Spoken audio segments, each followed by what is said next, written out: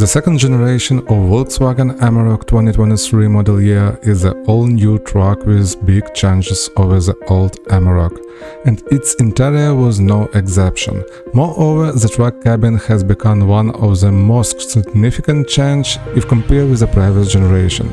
A large screen, new materials and modern technologies. All of this, besides specs and exterior of course, should help to keep the demand for the popular truck in the mid-size pickup segment. Let's take a look what's inside the new Amarok, compare it with the outgoing model and check how it could look with different color options.